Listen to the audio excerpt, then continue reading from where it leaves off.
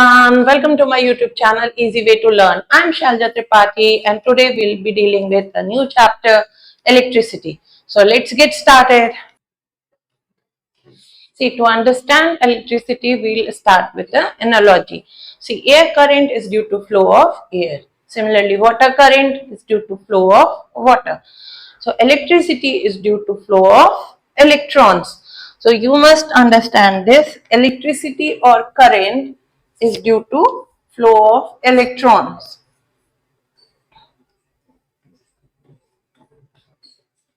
Electricity is due to flow of charges. Instead of electron, I'll write it charges. So electricity is due to flow of charges.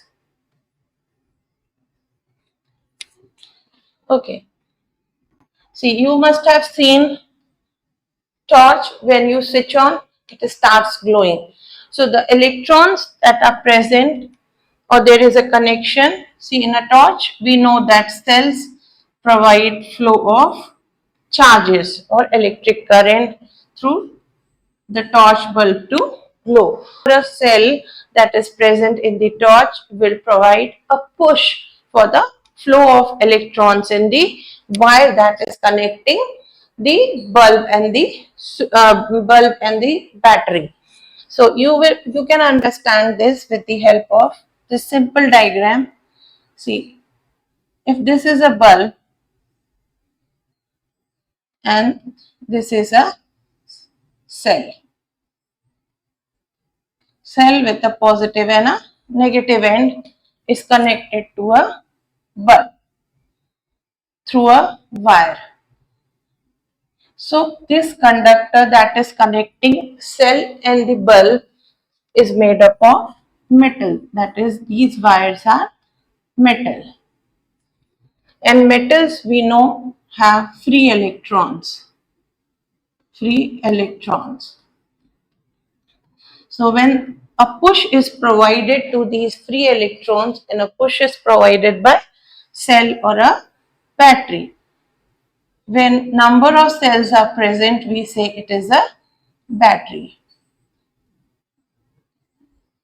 See, a single cell will have a positive end and a negative end. But battery is a collection of cells. So when these electrons start moving, so bulb starts to glow. So we say current is flowing.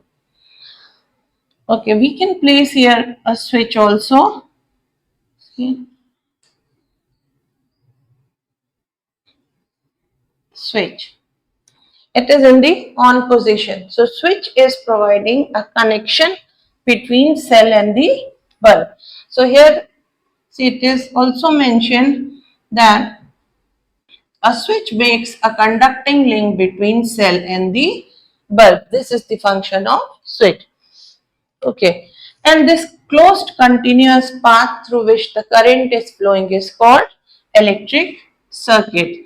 So these are the two small definitions that are often asked in the question.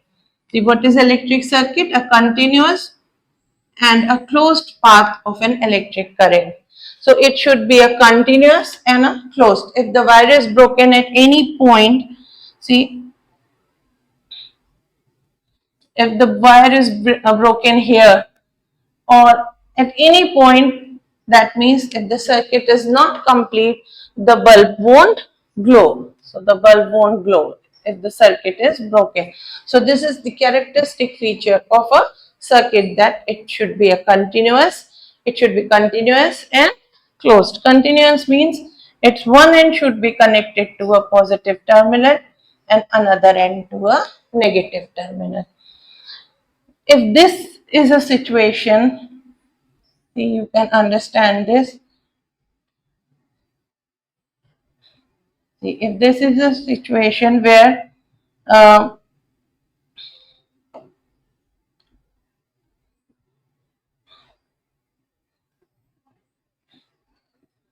see, connection is made to the same terminal, that is to the positive end.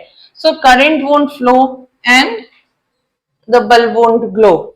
So if both the terminals are connected to positive end or negative end, so current won't flow. So one end of the terminal should always be connected to positive and another to the negative end, and it should be a closed circuit.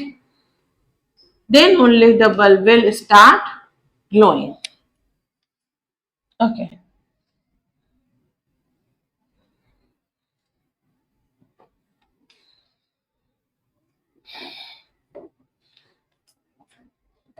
So now how we are going to define current? See, electric current is expressed by the amount of charge flowing through a particular area in unit time. Or in other words, it is rate of flow of electric charges. So we can understand this. If there is a conductor,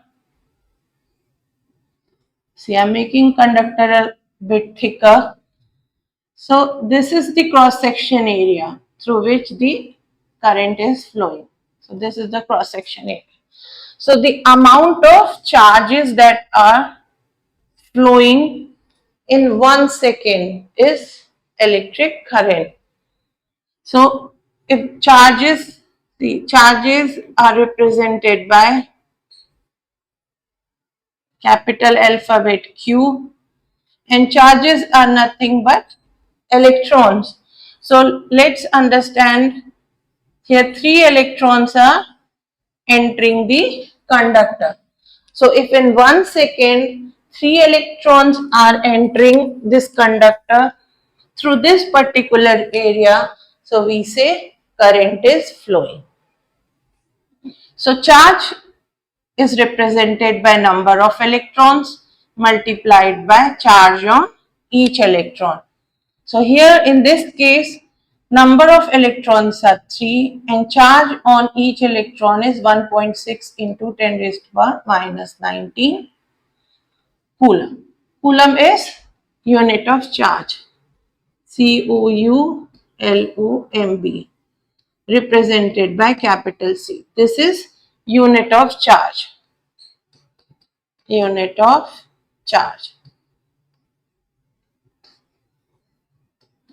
See, this value you must remember because this is a constant value. That is, one electron is carrying this much charge. So 3 electrons will carry how much charge? 4.8 into 10 raised to the power minus 19 coulomb. So this much charge is flowing in 1 second. So we can say current, which is represented by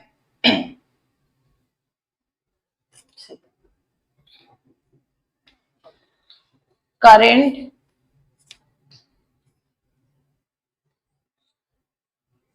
is represented by capital I, is nothing but rate of flow of charge. So wherever the word rate comes, that means in denominator there will be time. Physical quantity time will be put in the denominator. And another physical quantity is divided by time. So amount of charge flowing per second is also said to be rate of flow of charge. So this is nothing but rate of flow of charges. Rate of flow of charges. Or you can be specific, rate of flow of electrons. So charges, unit of charge is coulomb and time is always measured in second in SI unit. So coulomb per second, which is also written as CS raised to the power minus 1, is the unit of current. Another unit of current is ampere, represented by capital A. So these represent unit of current. So ampere is in the honor of the scientist. So with this A doesn't give you any information. It is this unit that basically gives some information that what we are dealing with. See, flow of electron in a circuit is shown by capital I from positive terminal of the cell to the negative terminal. Let's draw the diagram and understand. See, this is a single cell with positive end and a negative end, and the direction of current is shown in this manner. That is, current is flowing from positive to negative end. So, but we know that electrons, current is nothing but flow of electrons, and here electrons are concentrated towards the negative end. So both the statements are contradictory. So this has happened because when the electricity was being studied, only protons were discovered by that time, and protons are positively charged particles. Protons are positively charged. So scientists thought that current is due to flow of protons because electrons were not discovered by that time. So it was understood that if current is flowing and it is due to flow of charges, so the charges discovered at that time was proton. So it was thought that it is due to flow of protons. Later on, with the discovery of electrons, it was found that the flow of charge is due to electrons that are negatively charged.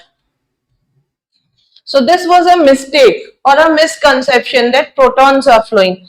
So later it was found that, or it was corrected that current is due to flow of electrons. So this inner circle with an arrow shows electronic flow or the flow of electrons. Flow of electrons. So in the diagram, you will often see that flow of electron is opposite to the flow of current. So this convention that current is flowing from positive to negative end. So this is called conventional current. Conventional current. So this was adopted to show direction of current, though it was wrong because it is giving a contradictory statement that current is due to flow of electrons, but we are showing current flowing from positive end to negative end. But this was retained, this convention was retained, or this particular way of representing current was retained. Now, whenever we have to show direction of current, we'll always show it from positive to negative end. And whenever we have to show flow of electrons, will show in opposite direction to the current, that is from negative to positive end. So this was called conventional current, and this inner one flow of electron was called electronic current or electronic flow. So this question is often asked, and it is also mentioned here. See, conventionally in an electric circuit, the direction of electric current is taken opposite to the direction of flow of electrons, which are negative charges. So this must be very clear to you. I'll explain it with the help of one more diagram here. See. See, if this is a wire carrying the current from point A to point B. So, if the question is asked, what is the direction of flow of electrons? So, you always mention flow of electrons in opposite direction. Flow of electrons. Okay. See, if flow of electrons are given, that electrons are flowing from A to B. What is the direction of current? So you'll always mention it in opposite direction. That is, current is flowing from B to A. B to A. If electron is flowing from A to B, current is flowing from B to A. This must be very clear, because in numerical questions or in diagrammatic questions, it is always asked to mark the direction of current in the external circuit and also electronic flow of current. And SI unit of charge is coulomb. Now we are going to define 1 ampere. So this question is always often asked, define 1 ampere. So we have seen that ampere is the unit of current. I is equal to Q by T. So unit of current is 1 ampere. So to define 1 ampere or to define any physical quantity that is 1 ampere, 1 Newton, you will define it in this manner only. Means this is the general way of writing the definition. You don't have to memorize it, you just have to understand this and your definition will be obtained. See, 1 ampere, 1 you can obtain if I put here 1 coulomb charge and time as 1 second. So 1 and 1 will give you 1. 1 divided by 1. So now put this in the word form. So we can say 1 ampere is nothing but flow of 1 coulomb charge per second. So now this is our definition of 1 ampere.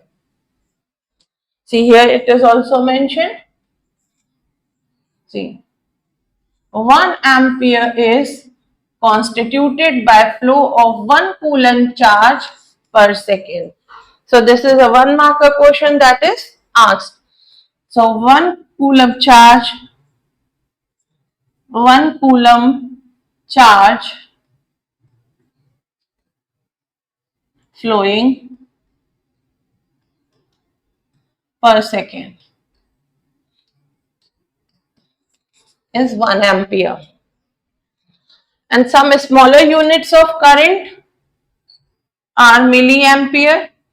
So if we see smaller units of current I is 1 milliampere and 1 microampere. 1 milliampere is 10 raised to the power minus 3 ampere and 1 microampere is 10 raised to the power minus 6 ampere.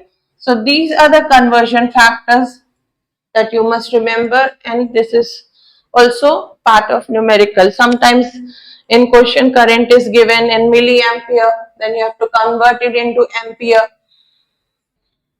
An instrument called ammeter measures electric current in the circuit. So in this diagram, A is representing ammeter and it is connected in series in the circuit. So here we have battery. Current I is denoted by this arrow and the flow is from positive end towards the negative end. Switch is in the on position and current is flowing through the bulb and through ammeter and the circuit is continuous and closed. This ammeter reading will give you current flow, the amount of current that is flowing in the conductor. See, this bulb will start glowing because of flow of current. One more thing, the positive end of the ammeter is connected to the positive end of the battery and the negative end is connected to the negative end of the battery. So here note that electric current flows in the circuit from positive terminal of the cell to the negative terminal through bulb and ammeter. So this diagram you must know how to make it and how to show the direction of current. Now let's come to some numerical. First we'll do this example part. See, a current of 0.5 ampere is drawn by a filament. So while you are solving the question, first read the question, understand it, write down all the data that is given in the question. So here current is given, 0.5 ampere is flowing in the filament for 10 minutes. So current is flowing for 10 minutes. So convert this minute into second, that is 600 seconds. Find the amount of electric charge, that is we have to find Q. Now we have this formula, I is equal to Q by T. So what we can do, rearrange the formula, I into T is Q. So put the value of I and T, you will get the amount of charge. So current is 0.5 multiplied by 600. So you get 300 coulomb. This is your answer. So the first part is to write down the data and also to write down what it is asked. Put a question mark. Then write the formula part and then solve it. Because if you write this much correctly, if let's assume that our working part is wrong, mathematical error has happened, still you will fetch some marks because of these data that you have written. Means if you have put the formula correctly, you have understood the question, then also you can secure marks. See, I'll make this concept much more clearer, that current is due to flow of electrons and not protons. See, in your lower classes you have studied structure of atom, or you have studied this diagram where you show that protons or positively charged particles and neutrons in an atom are present inside the nucleus. So nucleus contains these two subatomic particles, that are proton and neutrons. So nucleus is positively charged because of protons, and neutrons have no charge. So they are electrically neutral. So the nucleus as a whole is positively charged. And electrons are revolving around the nucleus. See? So the electrons are revolving in orbit around the nucleus. And the outermost electron is called valence electron, and this electron is free. Free means it can move out of the atom. When little bit of energy is provided, it has the tendency to leave the atom. Hence it is called free electron. So the electrons present in the outermost orbit, or it is also called valence orbit. Valence orbit or valence shell. The better word is valence shell. Valence shell. So electrons present in the valence shell are free to move. That is, they can leave the electron. Similarly, electron from another atom can also enter the atom. So it is this movement of electron that is providing current, or is the reason for current. See, proton will never leave the atom, or it will never leave the nucleus of the atom, because it is tightly bound inside the core of the atom. If this nucleus is destroyed somehow, then atom is destroyed. So we must understand that protons are providing energy for, or it is providing a binding energy to hold the atom or the electrons around it. So proton and neutron, these are two subatomic particles that will never ever leave the atom. The only particle that can move in and out of the atom is only the outermost electron, not even the inner electrons. So these outermost electrons are called free electrons, and they have capacity to move in and out because these are bit far away from the holding power of the nucleus. So they are not that tightly bound to the atom, so they can freely move in and out of the atom. Since the distance has increased, the nucleus has less pulling force towards it or less binding force for this electron. Hence, it is free to move in and out, and this is the characteristic feature of metals, that they have free electrons. Hence, they are good conductor of heat and electricity. Solve these in text questions. See, what does an electric circuit means? See, the first question is, what does electric circuit means? So we have already studied electric circuit is a closed continuous path for electrons to flow. Okay. Define unit of current. Unit of current is ampere, and 1 ampere means you have to define 1 ampere. 1 ampere is 1 coulomb charge flowing through the conductor in 1 second. This also we have discussed. Now the third part, calculate the number of electrons constituting 1 coulomb of charge. So let's understand the question first. It is asking, find the number of electrons n that will make up the charge 1 coulomb. So how many electrons will join and form 1 coulomb charge?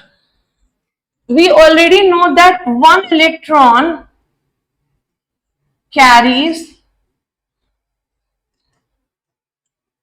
1.6 into 10 raised to the power minus 19 coulomb charge. This information you must memorize. So 1 electron is carrying very small amount of charge, that is, it is to the power of minus 19. So using this information we can solve the question, or directly using the formula we can solve the question. Now let's solve it using this information. So you can write 1.6 into 10 raised to the power minus 19 coulomb charge is carried by 1 electron. So you have to find 1 coulomb charge. So 1 coulomb charge is carried by 1 upon 1.6 into 10 raised to power minus 19 electrons. So this minus 19 will go in the numerator, and you have 1 upon 1.6. On solving this, you will get 0.625 into 10 raised to the power 19 electrons. We will convert this numerical value into the scientific notation. So this comes out to be 6.25 into 10 raised to the power 18 electrons. So the number of electrons that are needed to form 1 coulomb charge is this much. So the answer will be, number of electrons is equivalent to 10 raised to the power 18 electrons. Because electrons are never in decimal or in fraction. So to report your answer, you will say 6 into 10 raised to the power 18 electrons constitute 1 coulomb charge. So this must be your final statement, that these many electrons constitute 1 coulomb charge. See, either you can solve it in this manner, or we can directly use the formula. See Q charge, total charge, Q is representing total charge. Total charge is equal to number of electrons multiplied by charge on each electron. So N represent number of electrons.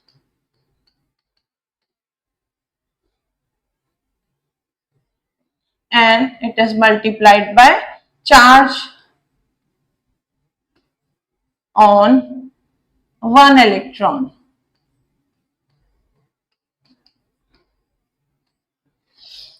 See, now we have to find this value N. So let's rearrange the formula. Q upon E is equal to N. Q is given 1 and value of E is 1.6 into 10 raised power minus 19. So on solving we are getting 6.25 into 10 raised to the power 18. That is, these many electrons make up 1 coulomb charge. Hope you understood the topic well. Please like, share and subscribe. And in the coming video, I will be taking up potential difference. Thank you so much.